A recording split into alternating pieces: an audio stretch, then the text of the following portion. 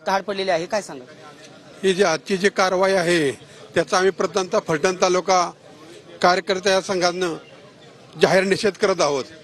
ज्या संस्थानामध्ये सुरुवातीला 65 लाख रुपये आणि हजारो एकर जमीन ज्या शेतकऱ्यांना आणि लोकांना दिली त्या घराण्याचा आज जर समजा इन्कम टॅक्स धाडी अकाउंट जर हे करत असेल, अपमान करत असेल, तर आमची ही जनता फलटण तालुका कधीही सहन करणार नाही।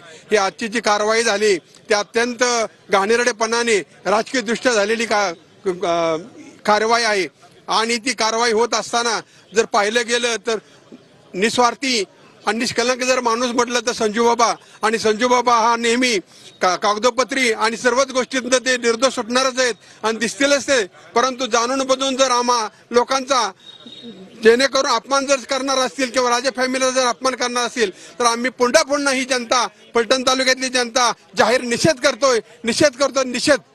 एवढं स्वच्छ राजकारण, स्वच्छ समाजकारण आणि नेहमीच त्यांनी स्वच्छ चारित्र्य जपण्याचं काम त्यांनी केलंय आणि अशा नेत्यावरती ही कारवाई होत असताना निश्चितपणे मीच नव्हे तर तालुक्यातला सर्वसामान्य माणूस हळहळतोय की अशा प्रकारची कारवाई झालीच कशी।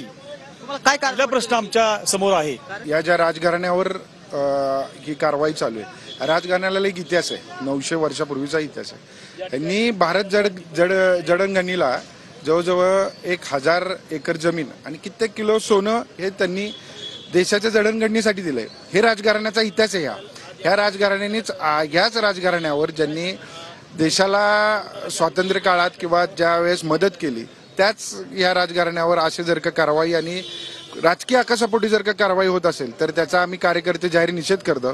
कॅमेरामॅन तुषार ननावडे, दीपक कापरे, टीव्ही मराठी,